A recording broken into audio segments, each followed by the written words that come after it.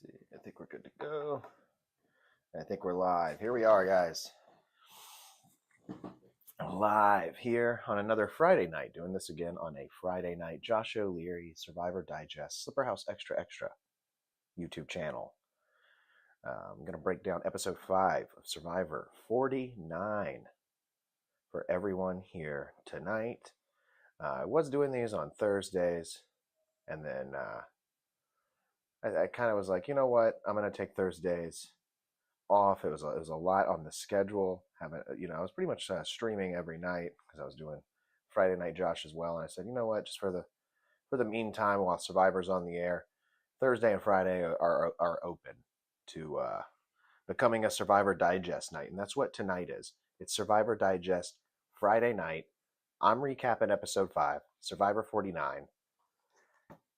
It was an episode. It was like a episode of Survivor, right? Let's get to the notes. I got notes. You know I got notes, guys. Like and subscribe if you're watching the playback. Greatly appreciate it. Appreciate everybody who comes in and joins the channel. Leave a comment if you'd like. We are live. You can leave a comment. It'll pop up right there on the screen, and I can read it. And I'm going to get in. Oh, this is episode 4. Hold on. Oh, look at this. So remember how last week, guys? Last week I said these episode notes. They're getting shorter and shorter every week. Let's go back to episode 1. Let's check that out. Episode 1 was 2 pages. Look at that. 2 pages of notes. And then 2, and then 3, and then 4. And then what do we got here? 5. Episode 5, even shorter, which isn't good because I'm committed to writing the notes, and I just got a lot less to say each time, it seems like, which isn't a good thing. This season is definitely like, it isn't quite annoying me. Well, maybe it is. Maybe it is annoying me. I think it's annoying me. I think it's more like it's a small annoyance, though. It's not like a full-blown, like, oh God, I can't stand this shit. It's so annoying. It's more like somebody just pinching the back of my arm ever so slightly. Not very hard, but just like, stop that. Like, stop. Like, or like, like older sibling is like flicking you in the back of the ear or something like that. That's kind of how this season is reminiscing and resonating with me as I reminisce on it and I resonate with it. Let me get some water in here, guys. That's right, I got a water here tonight. Not a Coca-Cola. Okay, I already had a Red Bull like about an hour ago, so I'm good on the caffeine. I don't need any more. I don't need any more. Let's get into Survivor, guys. Survivor 49, episode 5. This is Survivor Digest. I'm Josh O'Leary. Like and subscribe. All right, we start the show off with Jason. Jason is thankful he was saved at Tribal from Savannah's Cool Kids Club. Now, if you guys remember, I said Savannah is the leader of this tribe. Clearly, she's the leader of the tribe. She's kind of pinpointing other people to kind of like masquerade as if they're making the decision, but she's leading this tribe. And she's the top dog over there. She's the leader of the cool kids. She's the Regina George for sure over there. She is controlling the narrative in a sense of Matt and Jason, the 2 nerds. They got to go. And Juwan is on the border of being a nerd. I mean, he is a nerd. But this dude thinks he's not. So he's still there, I guess, for the time being. But Savannah is in the Cool Kids Club. And Jason and Matt, who was voted out last week, he is not. They are not. Shannon. Now remember, guys, there's Savannah, there's Shannon, there's 2 Sophies. So Savannah, Shannon, Sophie, and Sage. That's how many S names we have, and I've gotten good at it since our debacle last week. I literally had such a debacle last week because with all the S names, I couldn't think of Savannah's name. I could not think of it. and I just called her newscaster girl, and I apologize, guys. I apologize for my unprofessionalism as a professional Survivor broadcaster. I should know better. No, fuck you, casting, for casting all these women with S names. I'm not afraid to say it. Casting director, get your shit together, okay, with the S names. I didn't mean to say shit because it starts with an S, but emphasis on the sh. Get your shit together, right? God.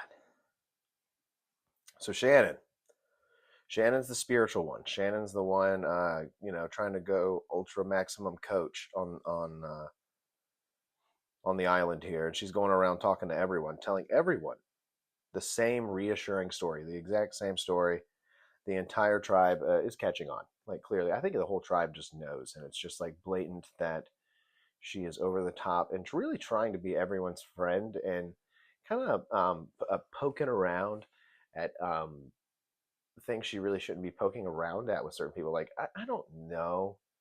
I know you're supposed to like get up and open up to people, but I think they should cast someone sort of like myself. Like, yes, they should cast me. First of all, yes, duh.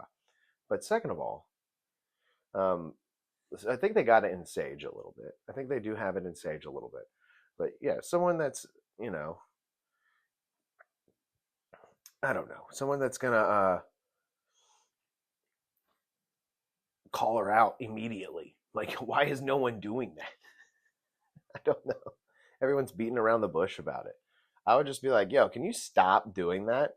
Can you stop with the religious Jesus stuff, man? Not everybody here is on that wave. And, I don't mean to be a party crasher or a party pooper or whatever, but I'm shitting all over this. So, because I'm not into it. The entire tribe's on to her. So, that's good at least. Jason and Jawan, they start a nerd bond. Okay, these guys are both nerds. Matt was a nerd too. These guys could have had a nerd trio going on. They could have had a triangle of nerd. But they did not, and they voted Matt out last week. So we just have the nerd duo in Jason and Jawan. And Jawan sees the advantage in maybe making him an ally, but we know Jawan is not going to jump on this because he is crushing way too hard on Savannah and doing like the weird, like halfway I'm picking on you kind of thing with her. And he's not going to stray away from that. But Jason, we got find out that Jason is a huge fan of Mudkip, the Pokemon.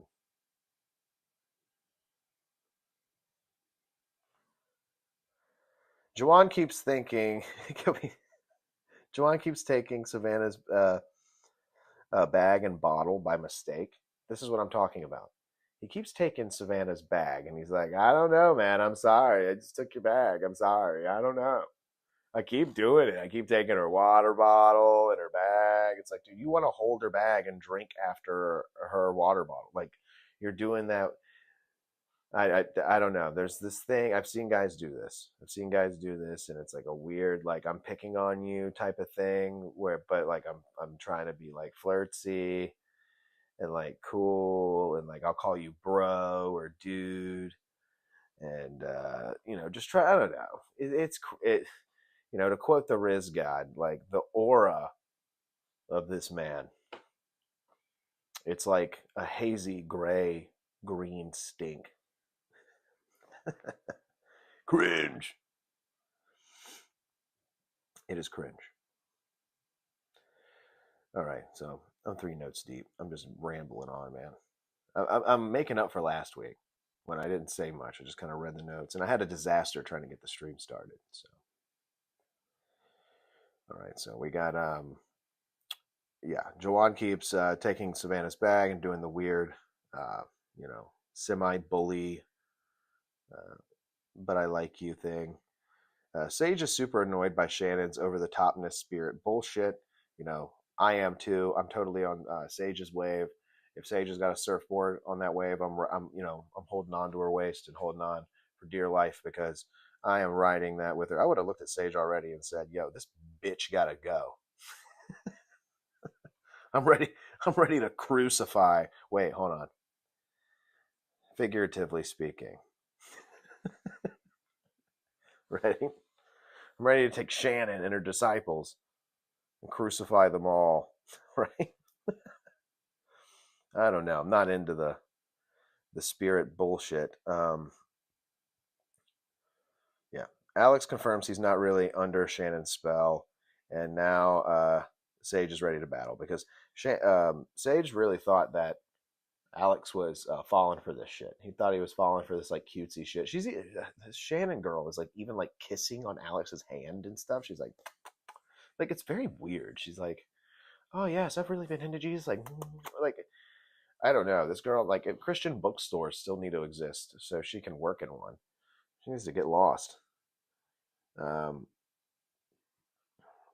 yeah, so Alex is not under Shannon's spell, which is good because Sage is ready to battle. And I write here, take her out, Sage, please, please take her out. All right, and then we get a journey, right? Matthew, what's going on down there, Matthew? You got a chatter named Matthew down there. Good to see you, screaming down there in the chat. Good to see you, man. Hope you're doing well. I'm just doing my Survivor Digest here. I know I'm live. I know we're live. You can pop in and say whatever, you know. But I'm talking Survivor. If you are wondering, or if you just kind of like came across the live in a scroll, thanks for joining us, bud. All right, pal. Where was I, man? Okay, journey time. Yeah, Jawan rigs the game. Yeah, here we go. Jawan rigs the game to screw Jason out of the journey. He's like, I'm gonna draw rocks, and then he like tells the producers in a confessional that he's rigged the rocks. He set the white rock on top. He knows which rock Nate's gonna grab, so he rigs this to give it to Nate, which is very funny because of the outcome of this journey. This journey did not mean shit. This journey didn't mean a damn thing.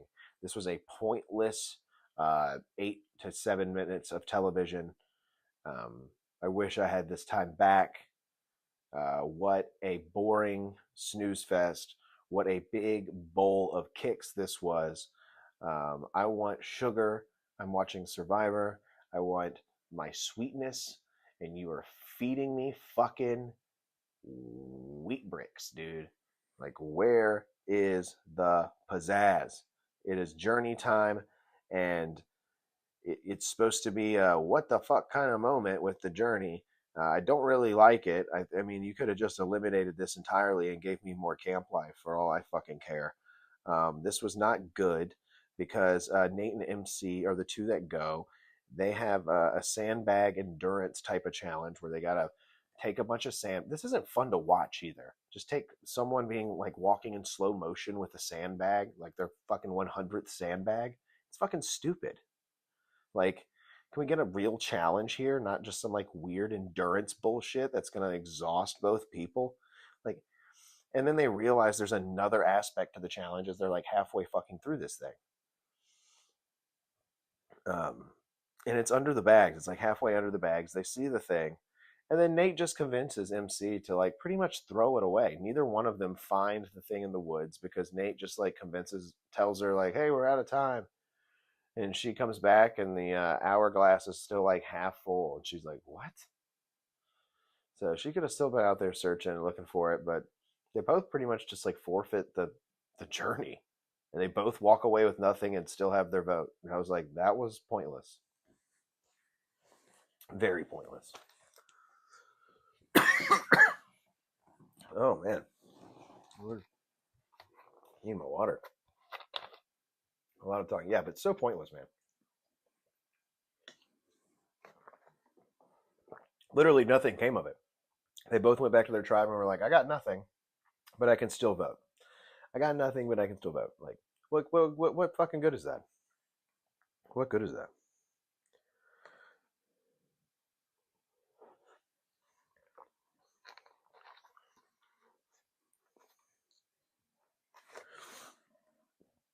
We did get a good segment here, though, right?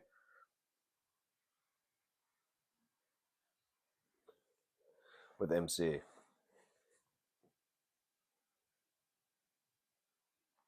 Yeah. MC and Nate, they bond moving the sandbags. But MC has a moment where the producers pull her off to the side and she is doing a confessional. And MC states that she's proud of her muscles. She's got big muscles. She said she's had big muscles her whole life. And she used to get made fun of for having big muscles, which is the craziest thing I've ever heard. If someone's got big muscles, you do not make fun of that person, no matter the age.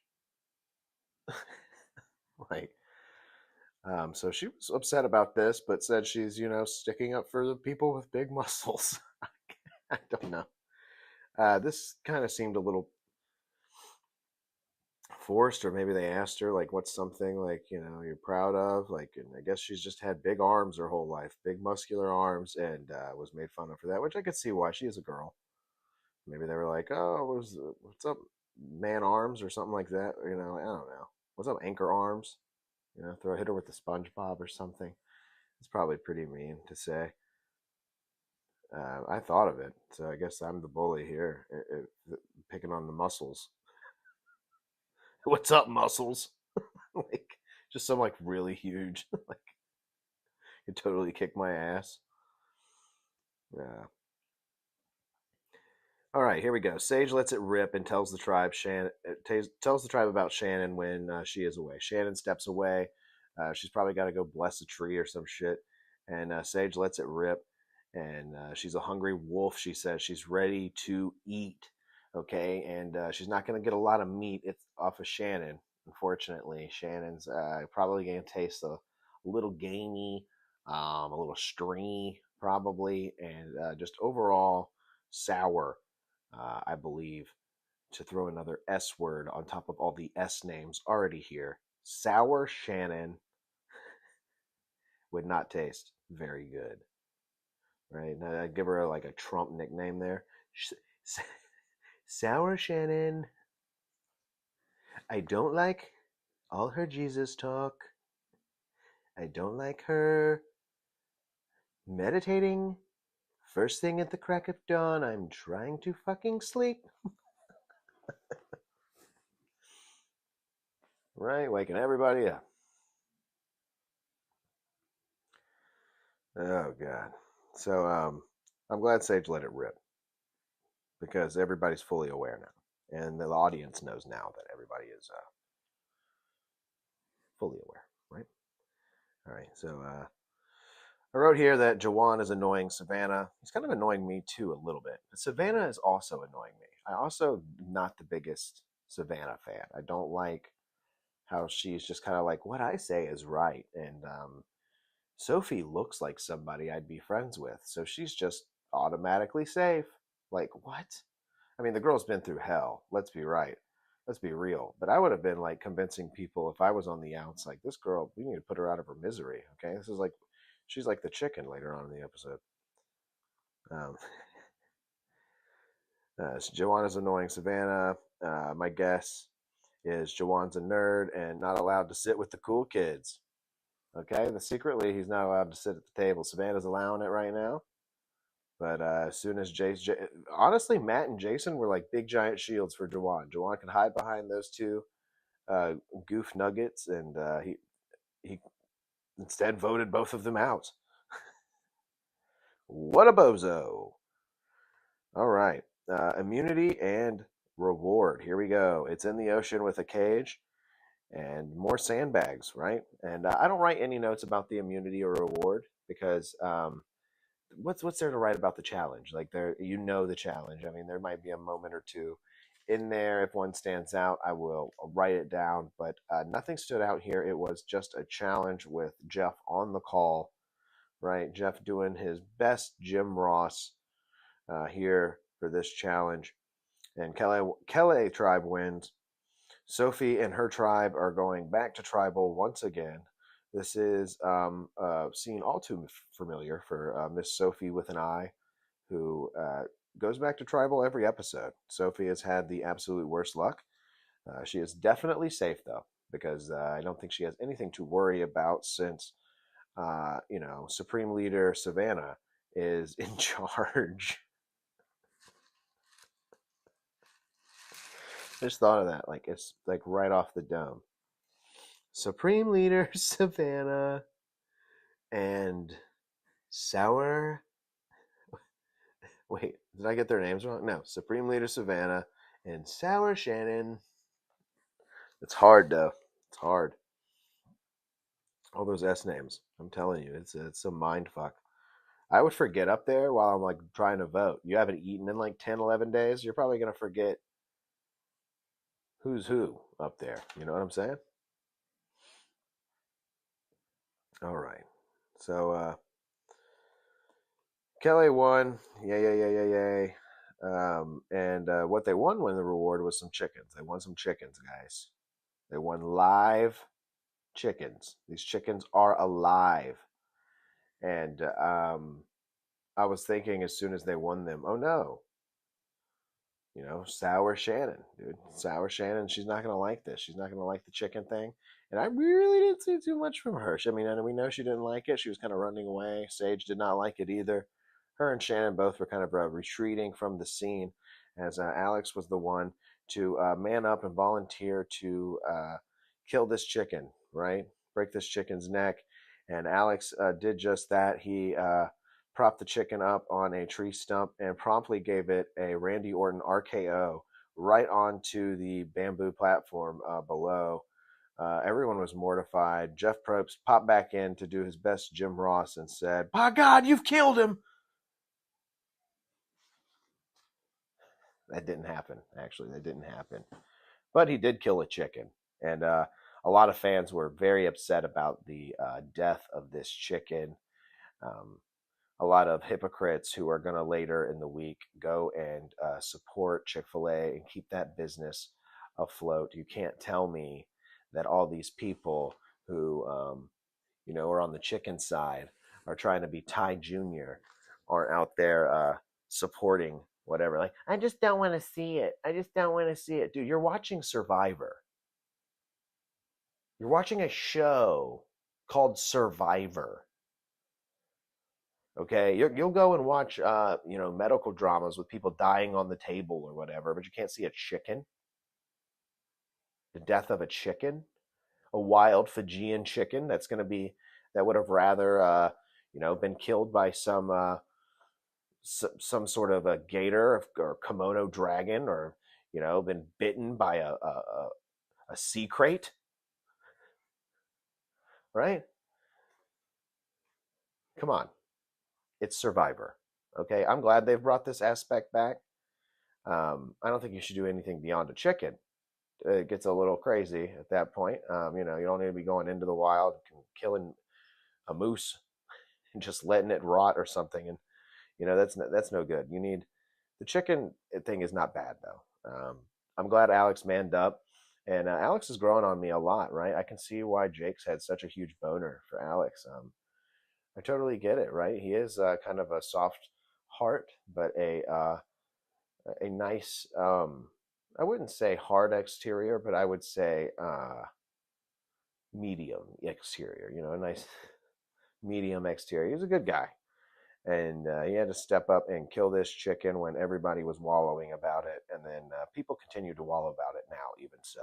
I'm sure if I was more popular and someone clipped this, they would be like, oh, God, this guy is a son of a bitch. PETA, go after him.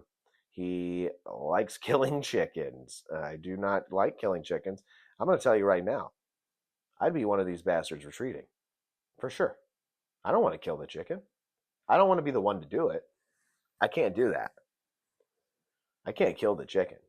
But if there's someone on the tribe that wants to kill the chicken, I've got no issue with it. Zero issue. I need to eat. I would like a rotisserie leg later on tonight. I'll pretend like I'm in the medieval times eating a rotisserie leg. Okay? Right? And everyone's going to eat it. Even if they were like whining about it, they're going to fucking eat it. And everyone online too. Everyone online too. You know they're going to Chick-fil-A or Popeyes or whatever it is. Probably Chick-fil-A. The ones complaining are probably going to Chick-fil-A. Right? They love Chick-fil-A sauce. They need it. I wish it was open on Sunday. Oh my God. All right. All right. Rizzo, he states it's looking like Jason on his tribe, and I couldn't agree more. Sophie is defeated and wants to play hard, but has no energy. So she's kind of just hoping for the best. She's kind of just laying around in hammocks, hoping for the best. You know, I can't really blame her. She's depleted completely. She's been eating nothing but coconut and no fire, just sleeping on the beach for 10 days. Savannah is considering getting rid of Jawan instead of Jason. Now, I knew this was a straight up curveball. I wrote that curveball from production. I knew this was a curveball from production here. There was no levity to this. Savannah doesn't like Jawan, but I don't think she was considering giving up the tribe power quite yet for Jawan. She's a smarter player than that. She's going to keep Jawan around for the numbers sake, and instead go for Jason, who is definitely the least cool out of the two nerds left here. She questions Jawan's loyalty, but he's the one stealing your bag and your water bottle and trying to be all cutesy about it. I think he's actually maybe your most loyal guy. So you may want to rethink that before you cut his throat too early, right? Voting out one of your own because he's slightly annoying is insane, right? Dude clearly just has a crush on you, I wrote. Sorry, Jawan. I mean, it's pretty blatant, dude. Savannah is in control. I'm pretty sure she's married. She's like a married newswoman. Savannah is in control, and she's using Nate as a shield, which I don't know how good of a shield Nate is. This guy has been dying in all the challenges, right? I didn't make a note about any of the challenges, but this guy is dying in the challenges. He's like, I heard him say, I don't know if I can, when they were having to lift up the big crate in the immunity challenge. In the sandbag challenge, he was like, we got to set a good pace. And then he was like talking about how MC was a cyborg. And this guy seems like a pretty fit dude, even for being the oldest gentleman out there now. He seems like a pretty fit guy.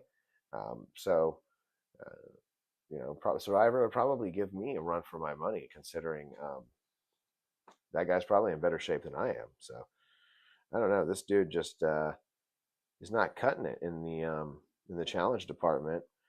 So it's funny that she's using him as a shield, that Savannah would consider him a shield type character here. And then we get to Tribal Council. Tribal Council, ladies and gentlemen. Jeff Probst, he looks for validation on 26 days versus 39 days immediately. He looks for some weird validation. He always does this. He does this thing where he's like, yeah, guys, try telling them at home, and them on the ones he's like, the ones on complaining online, or they say 39, this isn't real Survivor anymore. And then he gets the players to pretty much be like, well, you don't know until you've been out here. It's rough. Like, look at Sophie. Like, dude, they're doing this to Sophie. They destroyed that tribe, that 3-tribe dynamic. The 3-tribe dynamic sucks ass anyway. It sucks ass. The show has gotten. It would be better with 2 tribes. I like the camp life stuff that we're getting this season. It's a lot more talking, which I know a lot of people don't like, but I like a lot less sob story and a lot more talking. I would have taken more talking over that pointless journey we had, like I said. But Jeff to come in and be like 26 versus 39 days. Ridiculous, Jeff. Everybody knows that the less amount of days is not as hard, because more days would be harder. It's just simple logic. If I had to stay trapped in a room with no food or water for 24 hours, that would be easier than doing it for 48. It's not rocket science, Jeff. I don't know why you have to belittle us who say that the 39-day format was better. We know you guys are trying to improve and get faster at production. You're trying to pump out more seasons as long as you're still the host or whatever it may be. I don't know what it is, what the deal is. Um, if they see this, I will never get cast. But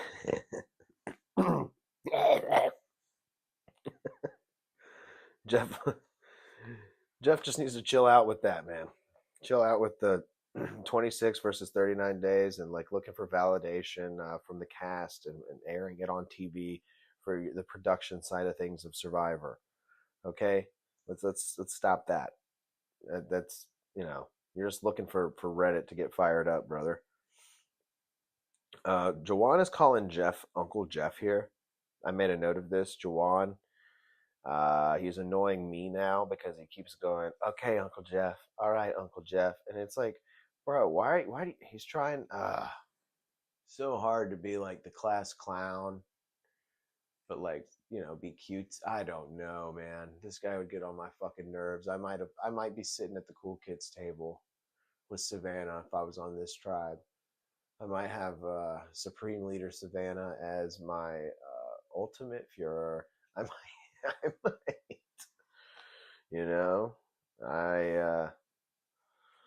I'd be asking her what I would need to wear on Tuesdays because she is the boss. Because calling Jeff Uncle Jeff multiple times would make me vote for Jawan. It would make me change if I was going into that tribal being like, I'm voting for Jason. As soon as I heard Jawan call him Uncle Jeff, I would be like, ooh, I might change my vote. And then if he did it 2 more fucking times in the length of us sitting there, he probably did it more than that. They probably cut out a couple Uncle Jeffs. Dude, he would have definitely, my vote would have switched. I would have looked around and been like, we voting for him, right? We voting for him because he's saying Uncle Jeff. Ugh, which is really lame. Stop giving Jeff a nickname. You're not cutesy. Okay, Jeff has done 50 of these fucking seasons and of this show, and he does not even remember you when he goes home. I guarantee it.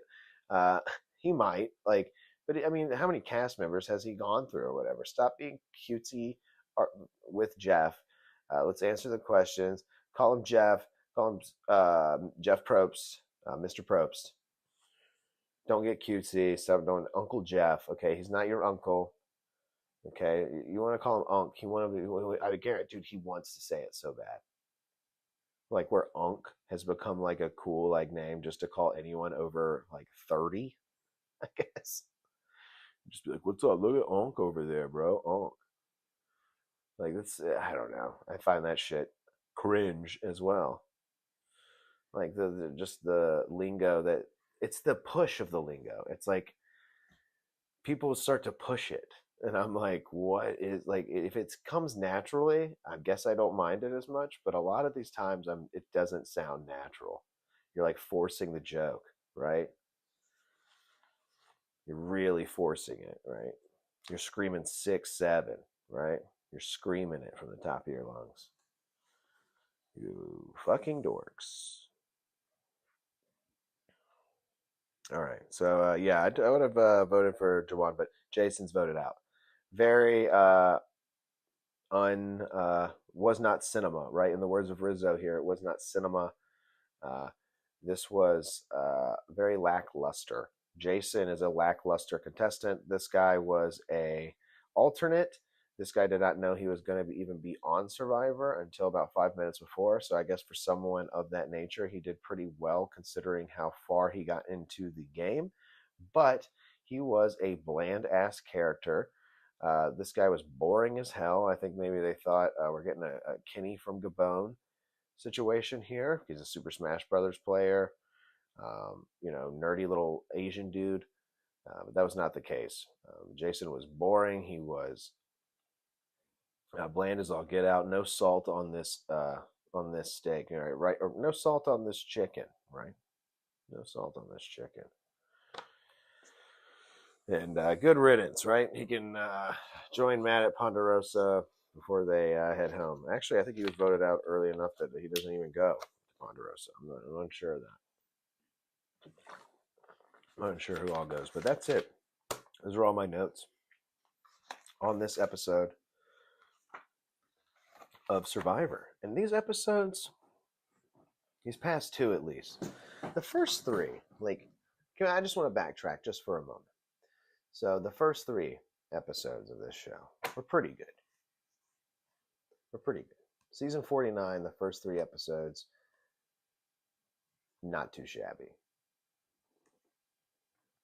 Episode 3 was where we started to tilt with the snake bite. Excuse me. I had a friend at work who told me he thinks that production kind of thought, because Jake is playing this snake bite up so much, because he wasn't at first, and then afterwards, I mean, they really played it up, and it was a dry bite and all this stuff. I mean, they didn't know that, I guess, till, I don't know. I feel like he played it up. He said, look, my coworker said he seemed like he played it up so much that Jeff was like, you're going home. Like, we're just not going to risk it. You are, it's been too much. I don't know. You called us out here first. Or did he even get bit by a snake? Or maybe they just presented it that way. It just looked shady to him. It looked shady to me. I didn't like it. So that's where we started to tilt, was with the snake bite thing. I'm not saying that, oh, you can't write reality TV, but you totally can. And this guy was landed on thick. His dad had glaucoma. His dad wasn't going to be able to see another season of Survivor, besides this one. He was going to have a baby while he was out there. Oh God, I'm going to have a baby while I'm out here on the island. My wife could give birth any second now. And he was bit by a snake. This dude was just like a fucking drama plant for the show, because they cast a bunch of fucking boring milquetoast. That's what they did. I mean, you've got two people named Sophie out there, and only one of them is relevant. The other one has only complained about not getting a meal, but getting a snack to Jeff. And I think she told Shannon that she's the oldest daughter in her family. So that's about all we know about her, and we're 5 episodes into the show. There's some other characters who could deserve a little bit more screen time as well. I'm enjoying a lot of the people out there, but just backtracking to the third episode, the tilt, and then last week's episode was boring. It was boring, dude. Like, just reminiscing, digesting it here, Survivor Digest. Boring. Just boring beyond belief. Like, I could not comprehend how boring it had gotten. I was like, my notes are short. This sucks. And then the stream went array, right? The stream went array here. We had technical difficulties. I had short notes. The audio was in and out occasionally. So it was a mess. And then we get to this week, and it's kind of more of the same thing. This week was almost the exact same episode as last week. It was almost the exact same episode, with a pointless journey right in the middle of Nate and MC throwing sandbags, which was unneeded, which was very unneeded, and pointless and stupid and dumb. And quit with the journeys, man. Put more idols out there on the island. Like, I can't. That's why I think a lot of people are excited for 50, because after 49 just drags our ass through broken glass, we'll be happy to pick the scabs and heal watching 50. I really feel that way. But yeah, this is your review for Survivor 49, episode 5.